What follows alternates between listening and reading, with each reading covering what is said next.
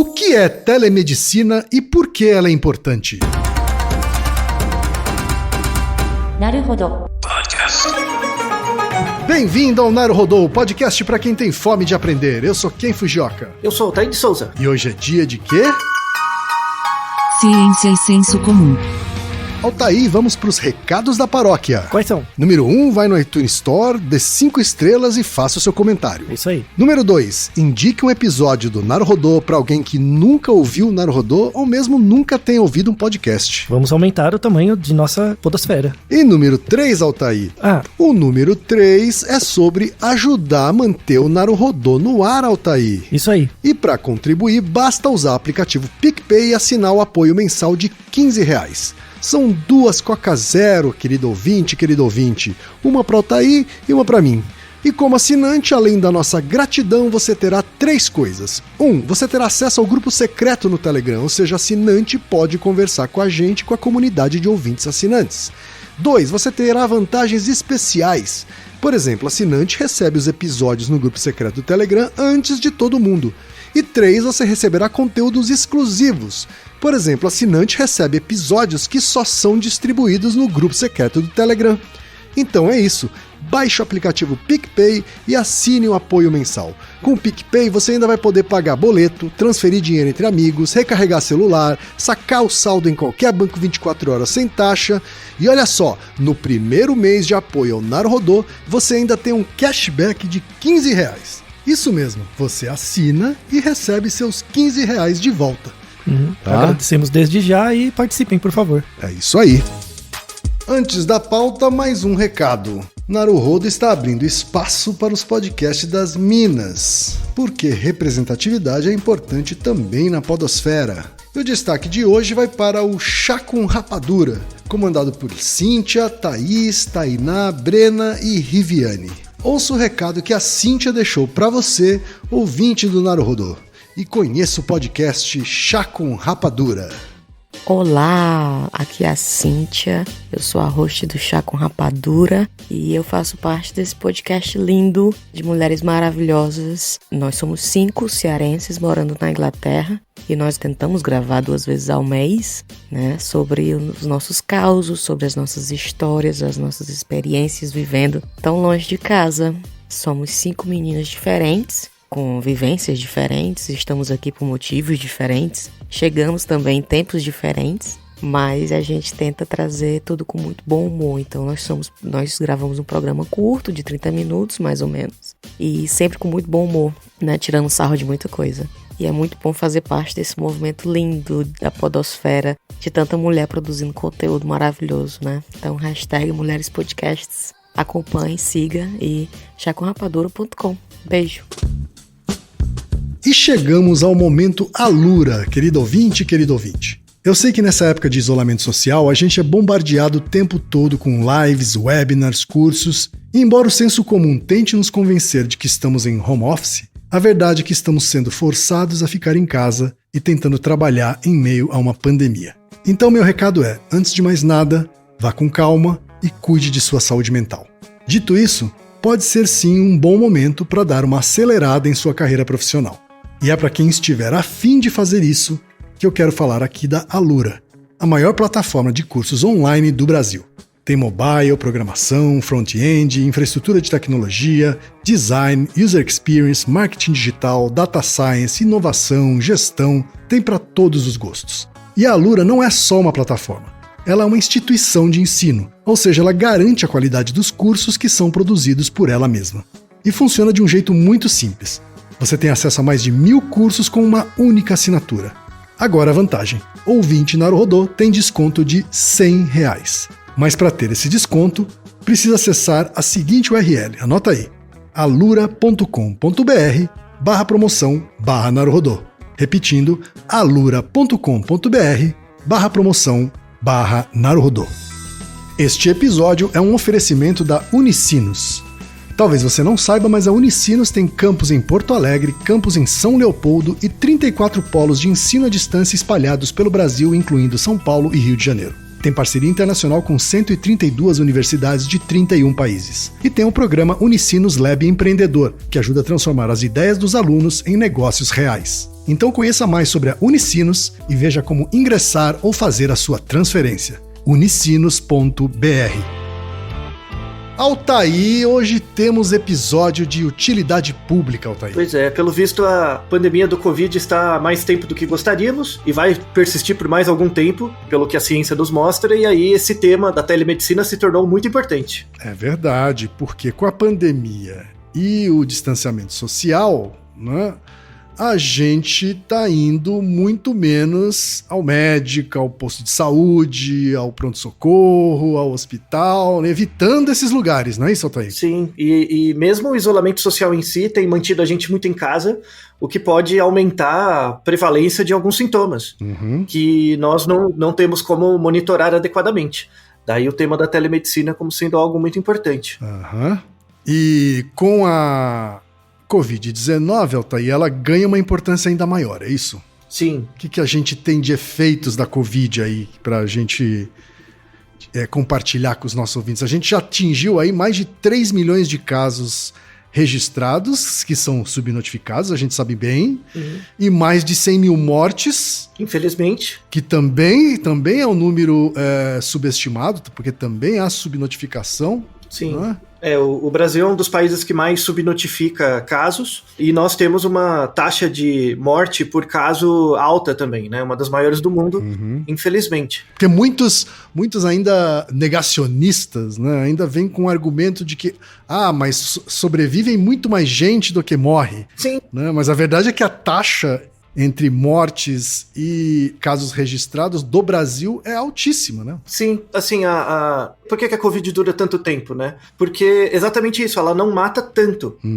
Mas tem uma questão que as pessoas não reparam, né? Só as pessoas da área médica, assim, da área de biológicas, que é a definição de recuperado. Então, quando você fala, sei lá, 95% das pessoas se recupera. Mais ou menos, tem que definir o que é recuperado, né? Não é porque você não tem mais carga viral do vírus no seu corpo que você está completamente recuperado porque o vírus deixou sequelas. Tá? Em mais ou menos 30% das pessoas que tiveram Covid e necessitam de hospitalização, elas permanecem com alguns sintomas persistentes em até 8 semanas depois da internação. Tá. Então, agora a pandemia já passou um tempo, né? Então a gente consegue monitorar os casos posteriormente. Cerca de 30% dos casos tem esse novo termo que tem surgido, que é a Covid longa, né? Ou a pós-Covid, sintomas pós-Covid. Os principais sintomas pós-Covid que algumas pessoas têm são sintomas tromboembolíticos, né? Trombose venosa e tal, fibrose pulmonar, distúrbios de movimento. Então, às vezes a pessoa necessitou de UTI e ela ficou entubada, hospitalizada há muito tempo, você tem uma fragilidade de movimento, né? A pessoa passa muito tempo parada e aí necessita de fisioterapia e tal. E alguns casos de pessoas, sobretudo as mais idosas, tem uma coisa muito relativamente comum quando você é entubado, que é o delírio. E aí você pode, quando você volta, né, do coma e tal, da indução, você pode ter alguma limitação cognitiva também. Então, isso é muito comum numa fração significativa das pessoas. Então, essas pessoas são recuperadas, mas são recuperadas como soldados de uma guerra, assim. Você não passa incólume pelo fenômeno, tá? Pela experiência. Quer dizer, muita gente sai do hospital, vai pra casa e ainda tá com sequelas importantes, sim, né? Sim, é uma fração grande das pessoas, né? Se a gente pensar que temos 3 milhões de casos, se a gente pensar que 30% deles, né, desenvolve algum tipo de sintoma pós, e esse sintoma, se não bem monitorado, pode evoluir para um caso subsequente, você vê um impacto nos sistemas de saúde muito grande a médio prazo. Então, mesmo que a Covid passe ou seja controlada, a gente vai ter um impacto muito grande no serviço de saúde pública com casos adicionais, com necessidade de serviço médico, né, no futuro. E aí a gente volta, então, à necessidade ou à importância, especialmente nesse momento, da telemedicina, não é isso? Pois é. Vamos definir primeiro, né, o que é a telemedicina, né, que é algo... As pessoas acham que é algo muito moderno, que surgiu nos últimos 10 anos, alguma coisa assim, e não é bem assim.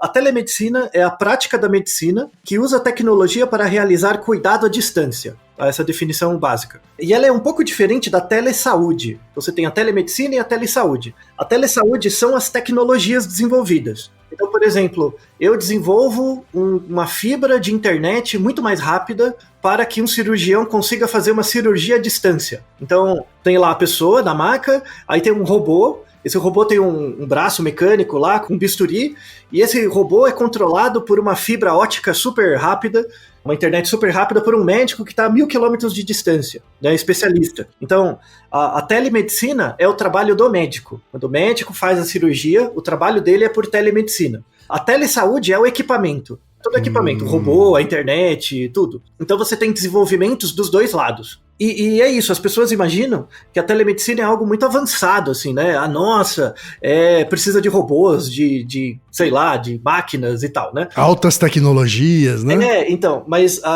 só uma pergunta pra você, Ken. Você tem ideia quando foi primeira vez que um mecanismo de telemedicina foi utilizado? O que vem na sua cabeça? Tô pensando aqui, tentando remeter ao passado, e o que me vem à cabeça é que, sei lá, com a invenção do telefone já era possível fazer algum tipo de consulta à distância. Muito bom, exatamente. Se você perguntar para outras pessoas mais jovens, elas achariam que é algo muito recente, né? A gente que é mais velho, a gente pensa em coisas mais antigas, né? Sim. O primeiro uso, que inaugurou a telemedicina foi em 1890. Século XIX. Século XIX, Foi um fenômeno em que, foi transmitido sinais de eletrocardiograma, batimentos cardíacos, pelo telefone. Né? Então tinha um médico em outro lugar que ouvia o batimento cardíaco de um paciente à distância, e pelo batimento cardíaco, quando você é muito bem treinado, você consegue perceber certos tipos de arritmia, problemas cardíacos e tal, né? Então a pessoa colocava o telefone como se fosse um estetoscópio no peito, mais ou menos, Sensacional. Porque o especialista estava muito longe, então... Né, vai que a pessoa complicava, então ele ouvia pelo telefone. Então foi o primeiro uso que inaugurou a área.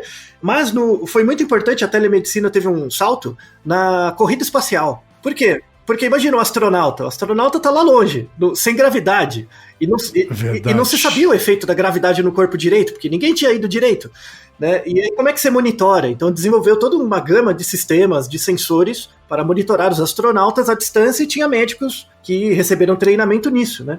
Então é bem interessante, as pessoas não esperam isso, né? Verdade. E essa mesma tecnologia tem sido usada para monitorar pessoas de forma sistemática ao longo do tempo, monitorar a saúde delas. A telemedicina basicamente tem 4 áreas que são mais comuns, que tem mais aplicações. Bom.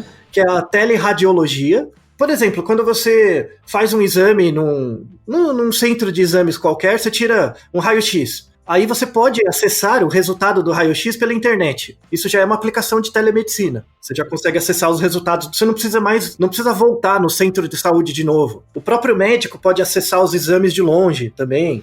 Verdade. Então, isso são aplicações, né, de telemedicina. A teleradiologia, ela é responsável por mais ou menos 40% das aplicações de telemedicina, né, que é muito comum hoje em dia. 40% então é a grande aplicação hoje. É a grande aplicação, sim. Mas a gente vai ver que tem problemas também. Tem a teledermatologia, que é basicamente alguém por uma câmera vendo a sua pele, né, para identificar padrões de pele. Temos o nosso Naruhodo sobre por que temos pintas, né, que a gente fala sobre distúrbios dermatológicos e tal, né. A telepatologia, os patologistas, por exemplo, eles analisam qualquer tipo de material biológico, né, então tecido, coisas do tipo, e você pode enviar o bloco, né, onde o tecido é mantido, ou fazer um scanner desse tecido e mandar para um patologista à distância avaliar, para verificar se tem alguma doença, algum problema. E um outro tipo é a telepsicologia, que é tipo atendimento online. Que é o que eu faço hoje. Eu faço hoje as minhas sessões de terapia por videoconferência. Isso, como muitas pessoas estão fazendo e tal, né? Então, existe uma gama de estudos já há pelo menos 2 décadas sobre terapia online. Existe algum indício de eficácia, existem perdas também, né? Óbvio, não é a mesma coisa, né? Não é exatamente a mesma coisa, mas não se perde totalmente a eficácia, mas depende do quadro clínico. Então, em pacientes com maior comprometimento é mais difícil e tal, com maior comprometimento mental e tal, pacientes mais graves, a telepsicologia tem mais dificuldades, mas na maior parte dos casos ela é razoavelmente adaptável. Mas também já é uma coisa da telemedicina já há décadas que tem sido implementado. Vamos deixar na descrição um relatório da World Health Organization, mostrando que a telemedicina é utilizada em cerca de 114 países. Então tem muitas aplicações. Já dá para dizer que está globalizado isso, né? Está globalizado, e em cerca de 70% desses países, as aplicações de telemedicina acabaram redundando numa redução de custo e num aumento de escala também do oferecimento dos serviços. Claro. Então, em locais onde é muito difícil ter médicos, ou você tem, por questões geográficas ou mesmo econômicas, você consegue trazer os médicos para mais próximo das pessoas, por meio de vídeo e tudo mais, então acaba sendo melhor que nada. E aí as metas, né, desses programas de telemedicina é oferecer o suporte clínico de forma mais abrangente, superar barreiras geográficas e, no fundo, que aí é o objetivo final, melhorar o quadro clínico e os desfechos dos pacientes.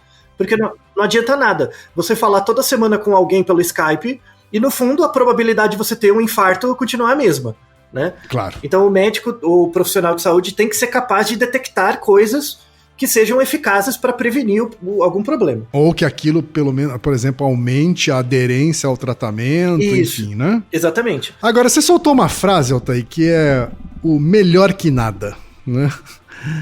Até que ponto é só melhor que nada e até que ponto a telemedicina tem realmente efeitos importantes? Então, depende da área. Para a teleradiologia, assim, a telemedicina tem 2 braços, né? Um dos braços é possibilitar a comunicação entre os profissionais de saúde.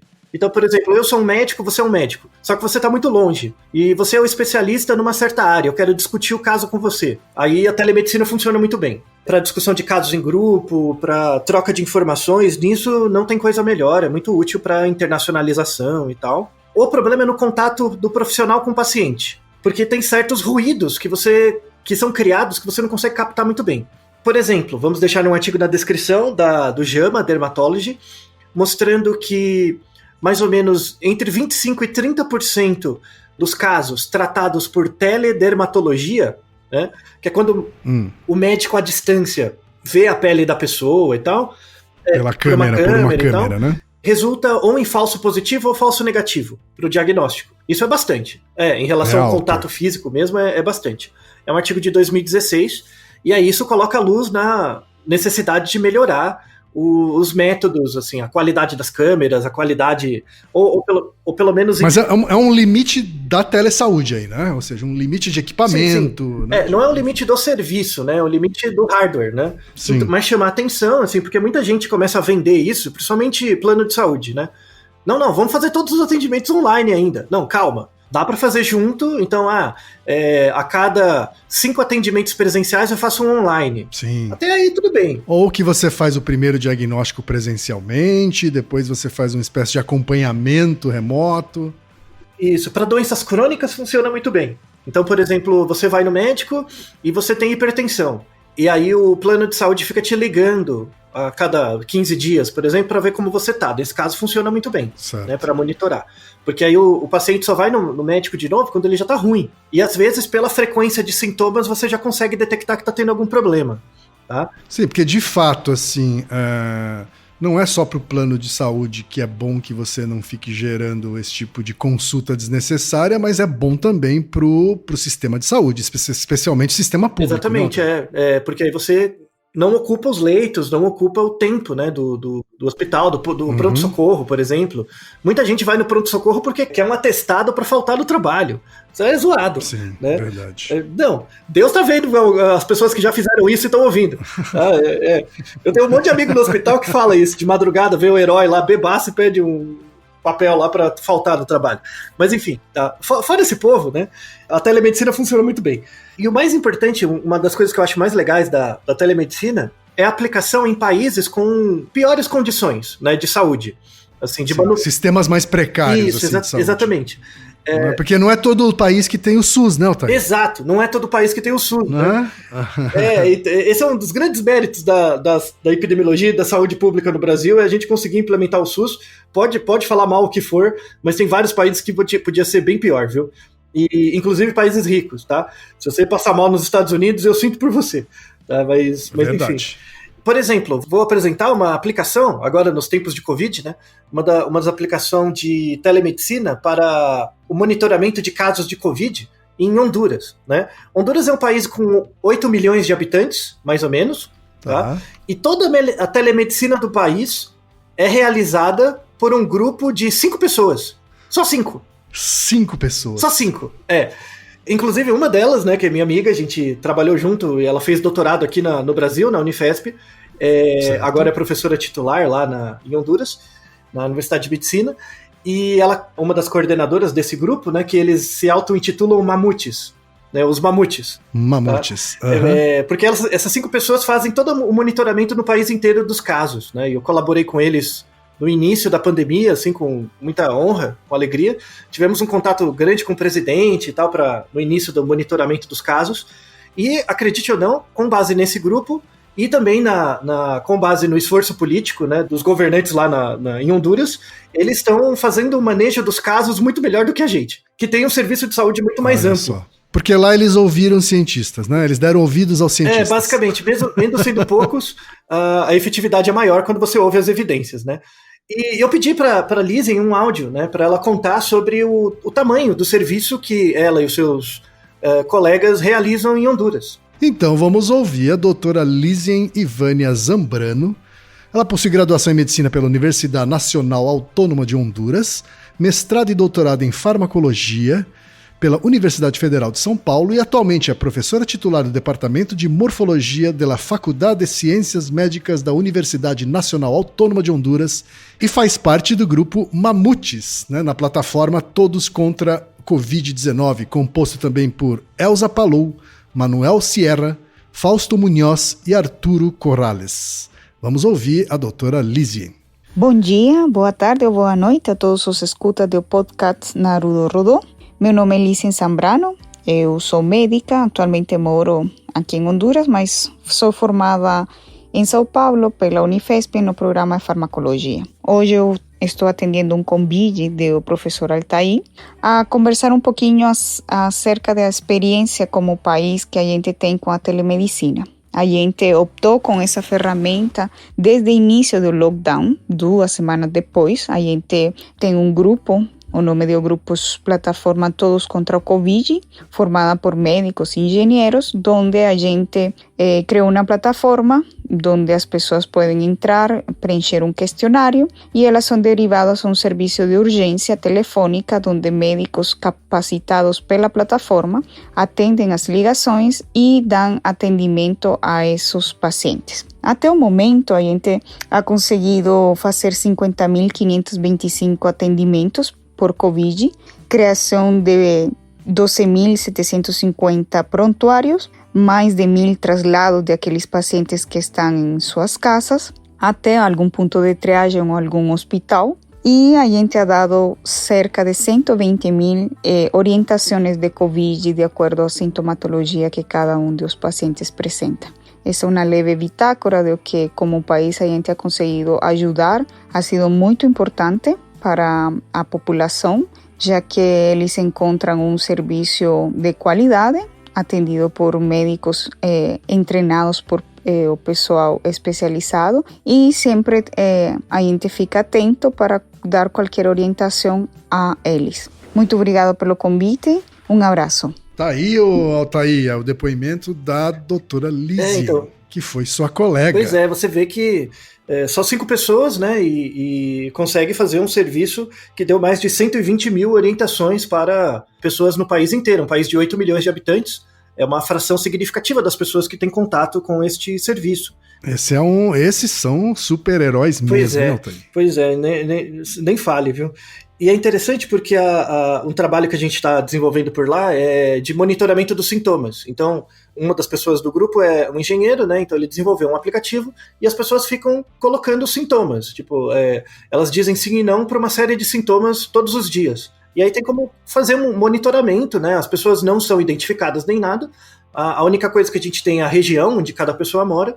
Então dá para fazer um manejo, né, dos sintomas nas regiões. E quando a prevalência aumenta, como o recurso é limitado, você pode destinar mais recursos médicos para cada região a cada semana, por conta do monitoramento. Então essa semana aumentou a prevalência de pessoas que têm falta de ar.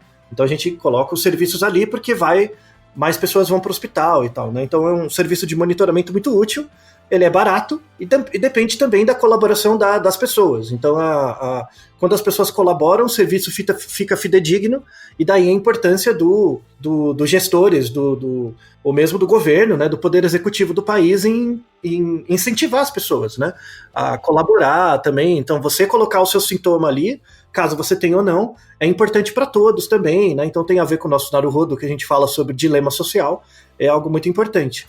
Então, não adianta ter a tecnologia se você também não tem um poder executivo que incentiva, como líder, as pessoas a lidarem com um dilema social. Aqui, por exemplo, a gente tem o contrário, né? A gente tem muito recurso técnico, mas falta essa questão de dirigência dos esforços das pessoas, né? Para motivá-las, infelizmente. Então, você vê que um país muito menor consegue ter um esforço, um resultado muito mais eficaz, utilizando técnicas de telemedicina. Vamos ser mais claros aqui, né? Não é uma omissão ou ausência de direção, né? É um comportamento criminoso de um governo que simplesmente não cumpre o seu papel, né? Sim, e não segue o que as evidências científicas trazem, né? Então, isso lá, por exemplo, desde o começo. Então, a partir de 2 semanas, eles começaram a fazer esse monitoramento e eles fizeram o lockdown mesmo, né? Então, por exemplo, até hoje, eles estão há 4 meses sem serviço de transporte público. Então, isso limita muito o movimento das pessoas mesmo, né? Então, e também tem avisos no jornal, na TV e tal. Então, as pessoas reclamaram no começo, obviamente, porque é algo muito, muito difícil, mas com os resultados desse serviço de monitoramento, e você vai vendo que os recursos vão sendo alocados em função das necessidades, as pessoas começaram a perceber que o que elas fazem, né, que é tipo marcar os sintomas e tal, surge efeito. E aí você tem um mecanismo de feedback, as pessoas começaram a colaborar, e lá continua tendo casos, obviamente, mas num grau de crescimento muito, muito menor do que aqui, por exemplo, no Brasil e nos Estados Unidos. Com um nível de pobreza muito maior, né? Com dificuldades econômicas. Muito mais problemas de saneamento básico, né? Sim, então você vê que a telemedicina ela ganha muita escala, né? Mas necessita da colaboração. Então a telemedicina ela tem problemas quando a gente fala de medicina clínica, de atender você, ou paciente. Porque aí eu não tô te vendo diretamente, eu tô te vendo mediado por alguma coisa. Aí você tem uma perda. Mas quando você fala de saúde pública, é fundamental. Assim, todas as aplicações de medicina para controle de doença, monitoramento de doença crônica, é fundamental, tem que continuar. E existe já muita pesquisa a respeito. Então, falamos dessa parte de saúde pública, né, com um exemplo fora do Brasil. Tem também, como eu acabei de comentar, a questão da clínica, né? Então, a gente viu, por exemplo, na dermatologia, que você atender pacientes online, por exemplo, pode redundar numa maior chance de falso positivo ou negativo e tal. Às vezes, o médico olha pela câmera e ele acha que você tem, por exemplo, um sintoma muito mais grave do que de fato você tem, e daí ele pode pedir exames de forma exagerada, né? Sempre tem algum ruído, né? E aí eu pedi um áudio para uma outra colega, né? Aí já uma médica clínica, pediatra, porque uma das áreas que tem mais dificuldade de trabalhar com telemedicina é pediatria. Primeiro, porque é a criança, e depois, a criança não fica quieta, né? Então, você vai fazer um exame clínico numa criança, você vai pedir pro pai e a mãe fazer o exame clínico, né, na criança? Tem que ter um jeito de fazer, né? E aí eu pedi um áudio para uma amiga minha, a doutora Denise, que já participou de um Naruhodo, aquele sobre... Já participou, exatamente. Sobre videogame. Sobre videogame, Isso, né? Videogames e violência. E não sei se você sabe quem, ela criou um podcast. Ah, é? Né? Olha só. Um podcast sobre infância e pediatria. Muito bom, aliás. Sensacional. Chama Primordial, recomendo. E eu pedi um áudio para ela comentar a experiência clínica, né, como médica clínica. Inclusive atuou no hospital de Covid, ali, quando o hospital de campanha, né, ali no Pacaembu. Ela trabalhou alguns meses lá também, falando dos desafios da telemedicina, que ela vê como médica clínica, para o atendimento, no caso dela, de crianças. Perfeito. Então vamos ouvir novamente a doutora Denise Leles, tem graduação em Medicina pela Faculdade Estadual de Medicina de São José do Rio Preto, doutorado em Pediatria pela Faculdade de Medicina da Universidade de São Paulo, atualmente é pediatra da Liga de Obesidade Infantil da Faculdade de Medicina da USP, parceira do Instituto Nutrição Comportamental, coordenadora do curso de atualização em Nutrologia Pediátrica do CAEP, e possui um podcast sobre pediatria comportamental e cuidado infantil chamado Primordial. Vamos ouvir a doutora Denise. Até o final de 2019, a narrativa mais comum que envolvia a telemedicina é de que a gente ia ser substituído por máquinas e que a telemedicina era uma ameaça para a profissão médica. Mas há pelo menos uma década, a demanda dos pacientes pelo telemonitoramento, teleconsulta, disponibilidade virtual, exigência pela tecnologia já era uma realidade. O que a pandemia em 2020 trouxe foi uma mudança de narrativa. A telemedicina passou de ameaça à profissão médica para a salvação da profissão médica. As vantagens são inúmeras e todo mundo conhece. A disponibilidade do médico aumenta, e isso conversa um pouco com o imediatismo das pessoas pelas respostas. Hoje, dificilmente as pessoas conseguem esperar por respostas por conta do excesso de informação que acaba gerando medo. Então é importante que o médico esteja disponível, que seja fácil esse acesso, porque quanto mais tempo uma família fica com dúvidas em relação a uma doença, maior pode ser o dano causado por essa ansiedade. A telemedicina, então, agora possibilitou que a gente conseguisse resolver várias questões, tirar dúvida e até fazer diagnósticos à distância, então diminuindo a necessidade de mobilidade dos pacientes, consequentemente possibilitando isolamento social e até reduzindo o custo dos dois lados. Mas do ponto de vista clínico, a gente também tem muitas desvantagens, como por exemplo a perda da possibilidade do exame físico, que é a mais óbvia desvantagem para o médico. Existem alguns diagnósticos que a gente faz só de ver o paciente entrar no consultório, e isso a gente perdeu. No caso da pediatria, ainda tem um agravante, não é nem com o paciente que a gente conversa, é com o responsável pelo paciente. Então a gente perde muito da informação visual, da observação de comportamento, do toque, da possibilidade de examinar o paciente. Então, alguns diagnósticos a tecnologia ainda não consegue nos ajudar a fazer à distância. E se houver uma insistência nessa tentativa de diagnóstico sem examinar o paciente, isso pode levar o médico ao aumento da possibilidade de erro diagnóstico. E aí esse é um problema que pode levar a muitos outros. Então é importante que ambos os lados conheçam os limites que a tecnologia ainda impõe para a telemedicina, para que não se coloque em risco o diagnóstico e, consequentemente, o paciente. Outra desvantagem que tem ficado clara pelo uso da telemedicina é o tipo de tecnologia. Nem todo mundo tem acesso à tecnologia que otimize a telemedicina no momento. Então, o tipo de internet, o tipo de plataforma, a própria familiaridade com a tecnologia que não é comum para todo mundo, não é igual para todo mundo, isso pode levar a desvantagens e a uma heterogeneidade da eficácia da telemedicina no Brasil. Mas uma coisa que tem ficado muito clara é que aquele medo de que o médico seria substituído pelas máquinas parece que está acabando. O que o computador consegue, a tecnologia consegue, é fazer diagnóstico, é juntar dados e chegar no diagnóstico final. Mas os guidelines médicos sempre tiveram a finalidade de errar menos, de diminuir a possibilidade de um diagnóstico errado. Mas pela primeira vez no século XXI, a gente está tendo a oportunidade de acertar mais. E isso depende muito da nossa capacidade de individualizar o tratamento, de pensar naquela pessoa com determinado diagnóstico e que vai ter reações, comportamentos e principalmente desfechos muito individualizados. Sendo assim, a telemedicina não veio para ameaçar a profissão médica, muito pelo contrário, veio como uma ferramenta muito importante para otimizar a nossa ação e nos deixar mais tempo para que a gente possa nos dedicar às soft skills, às competências não técnicas que serão o grande diferencial da medicina dos próximos anos. Aí, Altair, ouvimos a experiência e a opinião da doutora Denise do uso da telemedicina no atendimento clínico.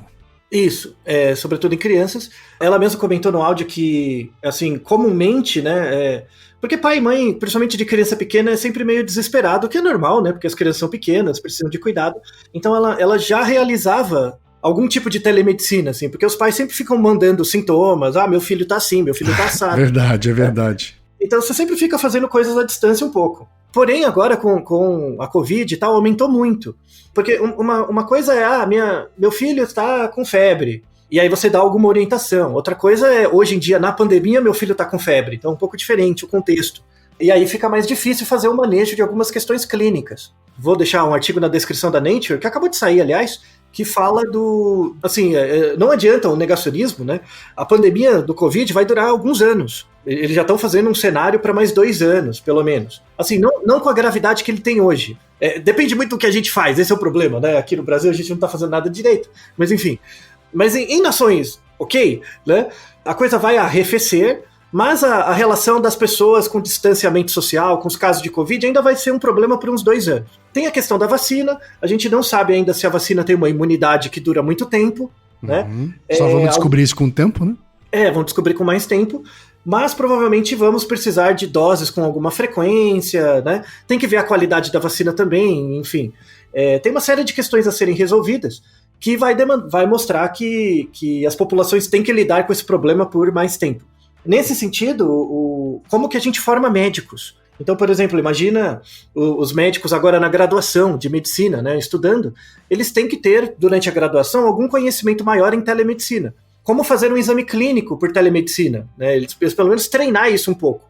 Nem os R+, né, os residentes ou os médicos, também têm experiência com isso. Então, é algo muito importante esse tipo de experiência ser mais disseminada nas faculdades de medicina, né? Faculdades de medicina, e aí até é contraditório, né? Faculdades de medicina de países com maior dificuldade econômica, por exemplo, na América Central, os alunos de graduação já têm aulas de telemedicina. Em países mais ricos, eles não têm, né?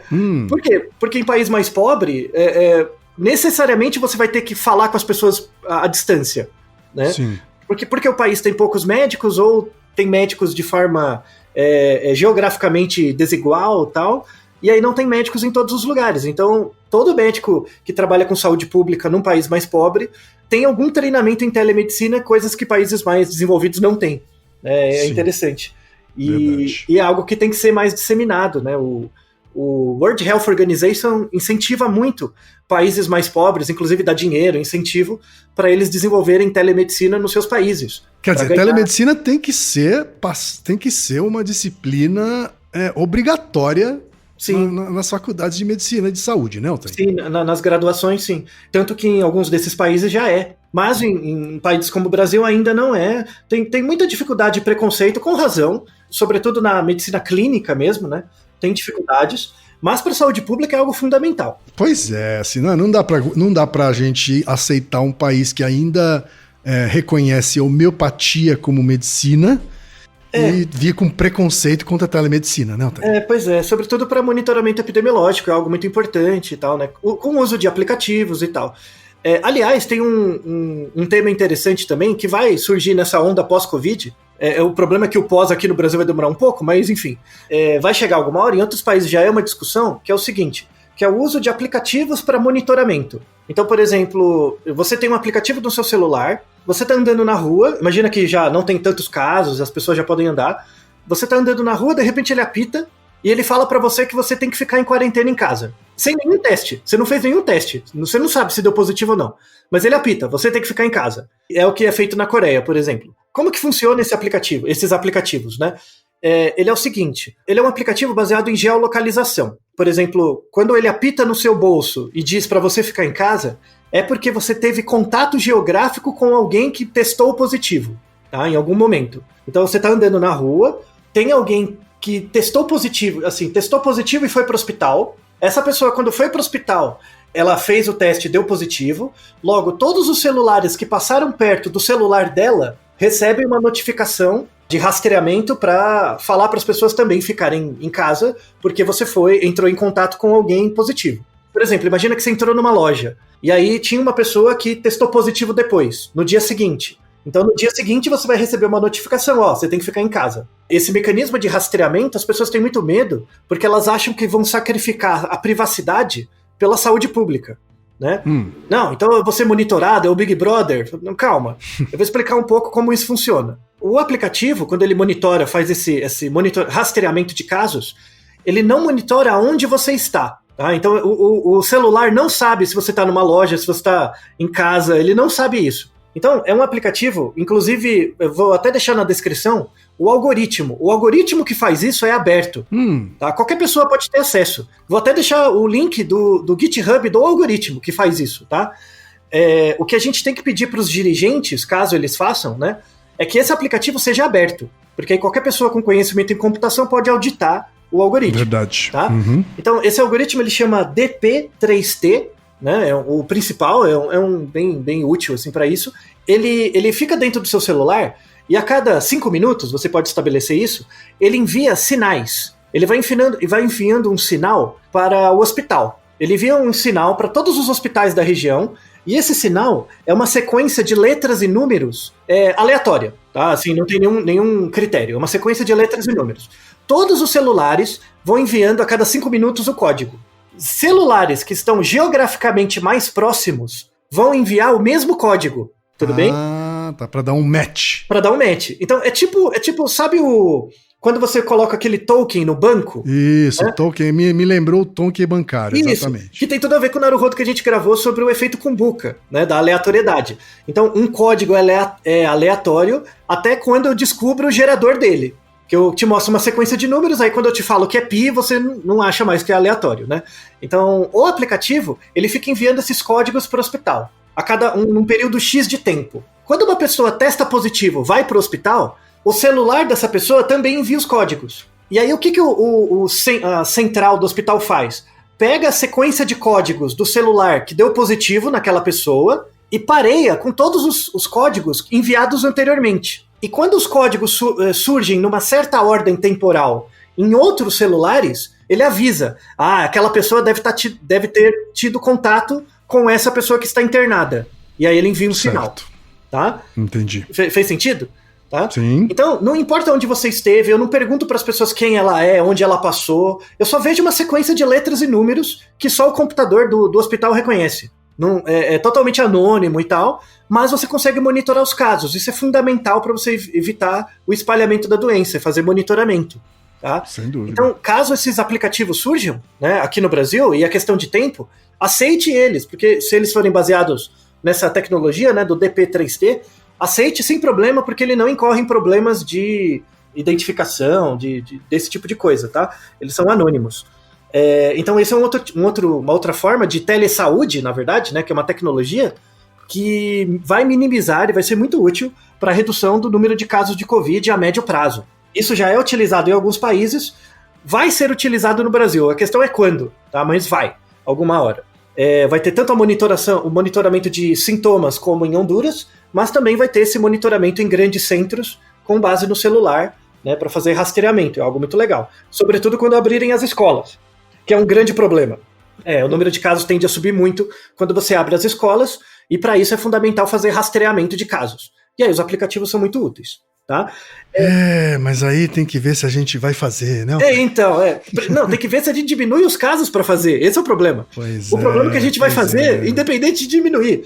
Mas tudo bem. Vamos deixar na descrição também um vídeo que eu gravei para a revista FAPESP, explicando como funciona o principal modelo epidemiológico da Covid, né, que é o modelo CIR, e mostrar que nós não estamos na situação de abrir as escolas. Tá? Não mesmo. Porque o nosso RT ainda está maior que 1. Que é o número, a transmissibilidade dos casos. Aí eu fiz um vídeo, para quem tiver interesse pode ver. Você só pode abrir as escolas quando o RT cair para menos que 1, ficar 0, alguma coisa. Quer dizer que o número de casos está diminuindo. A gente está longe disso, há meses que não diminui. Mas tudo bem. A nossa curva ela tá entre o estável lá em cima e subindo, né? Ela está estável, subindo devagarzinho. Então, não, tá? Não é para você ficar contente, é para forçar. Agora, para falar de coisa boa, a gente tem universidades aqui no Brasil que estão com iniciativas relacionadas à telemedicina. Sim, então, para fechar nesse caso, né, não é lançar uma mensagem de pura desesperança, tá? Tem muitas pessoas boas aqui fazendo trabalhos legais de esforços, com esforços úteis para telemonitoramento de sintomas e também outras questões de saúde ligadas a doenças crônicas no Brasil. Temos um exemplo muito legal que é da Unicinos, né, lá no Rio Grande do Sul. Aliás, o estudo uma outra informação, né? O estudo mais bem feito sobre a prevalência de Covid no Brasil é realizada pela Universidade de Pelotas, ali próximo, né, da Unicinos. Tem colaboração também, né? Então é um estudo epidemiológico muito bom, que acho que semana passada teve parte da sua verba cortada pelo Ministério da Saúde. Que legal. Olha só, que novidade, né? Que novidade, o Ministério da Saúde do Brasil atrapalhando a ciência. Inclusive esse estudo, né, uma das pessoas que faz parte desse estudo, minha amiga, a professora Ana Menezes, um abraço se ela estiver ouvindo, redundou num artigo na Nature, um artigo na Science, um artigo no Lancet, né, sobre essa prevalência, porque é uma metodologia muito legal de visita aos domicílios. O Brasil é referência mundial em epidemiologia e saúde pública, mas temos verbas cortadas. No entanto, como, por exemplo, Pelotas recebe dinheiro de fora também, porque é um centro de referência mundial, eles vão continuar com a pesquisa. Mas a Unicinos também consegue realizar pesquisa de forma autônoma em telemedicina. E aí eu pedi um áudio de uma professora que está desenvolvendo lá um trabalho muito legal, a professora Cláudia, que mandou um áudio pra gente também sobre como é feito o trabalho de telemedicina por lá. Então vamos ouvir a doutora Cláudia de Sales Stadtobler, espero que eu tenha falado o sobrenome dela corretamente. Tem graduação em administração pela Universidade do Vale do Rio dos Sinos, Unicinos, e mestrado em ciências sociais aplicadas pela Unicinos também. Doutora em educação pela PUC do Rio Grande do Sul. Atualmente é professora integral da Unicinos, onde atua como coordenadora adjunta administrativa do curso de medicina e professora do curso. Professora também do curso de administração em saúde e nas atividades de empreendedorismo e inovação. Vamos ouvir então a doutora Cláudia. Meu nome é Cláudia de Sales Stadtlober, a minha formação é em administração hospitalar e o meu departamento na Unicinos é a parte de medicina que está dentro da escola de saúde da universidade. Então, para falar um pouco do nosso projeto da Unicinos, Unitelecuidado, que é um projeto de telemonitoramento. Esse projeto, então, ele nasceu a partir da proposta de uma professora do curso de medicina, onde o nosso objetivo, era ter um projeto da Escola de Saúde da Unicinos, com a participação de alunos de final de curso, da enfermagem, da fisioterapia, agora incorporamos também nutrição, farmácia e medicina. E os alunos, então, fazem ligações para pacientes que são pacientes com doenças crônicas, para, com essa ligação, apoiar no acompanhamento desses pacientes, principalmente com o monitoramento da sua saúde, do cuidado com a sua saúde, para ver se ele está tomando o medicamento certo, se ele está fazendo os cuidados devidamente corretos. Então, os alunos, supervisionados por um professor da área, fazem essa ligação, realizam essa ligação e acompanham esses pacientes. E como é que nós temos a lista desses pacientes? Então, a gente tem uma parceria com a Secretaria de Saúde do município de São Leopoldo, são pacientes de atendimento do Sistema Único de Saúde, e a partir dessas listagens, então, a gente faz essa ligação, e aí temos todo um questionário com várias perguntas que a gente vai preenchendo e vai fazendo o acompanhamento dele. Começamos com esse projeto já tem 2 meses, temos um grupo de mais de 30 alunos e 10 professores participando e fazendo o monitoramento. E a nossa expectativa é que esse projeto, que nasce no momento da pandemia, que ele se fortaleça e que principalmente ele siga, para pós-pandemia e para o futuro, porque a gente sabe que é uma maneira de conseguir acompanhar pacientes que muitas vezes têm dificuldade de ir a uma unidade básica de saúde ou ir a uma unidade de pronto atendimento. Então a gente entende que esse telemonitoramento facilita, porque a gente liga e faz esse acompanhamento e, detectando alguma necessidade de indicação, é feito o contato com a enfermeira da unidade, que é a referência desse paciente, ou com um agente comunitário, que é a referência muitas vezes desse paciente, para dar sequência no atendimento, se ele, por acaso, precisar ser visto pessoalmente ou ser indicado para uma unidade de saúde. Tá bem? Obrigada. Tá aí, Altair, bacana o programa deles, hein? Então, esse programa mostra, já temos evidências anteriores de trabalhos em outros países, que mostra, sobretudo para pacientes com doenças crônicas, hipertensão, diabetes e tal, uma melhoria da qualidade de vida, um melhor monitoramento nutricional, porque quando a nutricionista liga, você comeu seus vegetais? A pessoa começa a criar algumas regras diferenciais, tomar os remédios, e ela toma os remédios na hora, então evita a cronificação de algumas doenças. E tem uma coisa bem interessante, que é para monitorar a possibilidade de quedas, que é uma coisa muito comum em idoso, Uma das causas de fragilidade em idoso é queda, Sim, sim. E essas ligações ajudam muito o idoso a receber dicas de como tomar cuidado dentro de casa e fortalecer mesmo, fazer exercícios. Para fortalecer, vamos deixar um artigo bem interessante, assim, que mostra no Japão, e que tem muito velhinho lá, como essas ligações ajudam muito o autocuidado, das pessoas, e elas prestarem atenção em coisas que geralmente passam batido. E aí melhora muito a qualidade de vida e até a longevidade.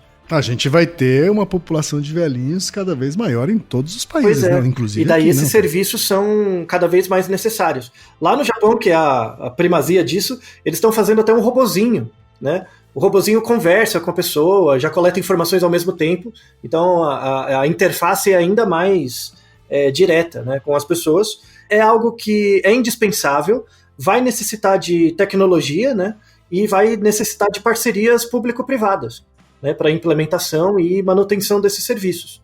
Então é uma realidade que vai aparecer para a gente, é uma realidade positiva, né, porque ajuda as pessoas a terem uma melhor qualidade de vida, e é legal que aqui no Brasil, pelo menos, apesar de todos os problemas, estamos entrando também nessa seara de pesquisas e projetos. Então é isso, né, Altair? Naruhodô, ilustríssimo ouvinte! E você já sabe, aqui no Naruhodô, quem faz a pauta é você. Você tem alguma pergunta pra gente ou quer comentar algum episódio? Escreva pra nós. podcast@naruhodô.com.br. Repetindo? podcast@naruhodô.com.br. E lembre-se, mande nome completo, idade, profissão e a cidade de onde você está falando. É isso aí. Naruhodo. Esse podcast é apresentado por b9.com.br.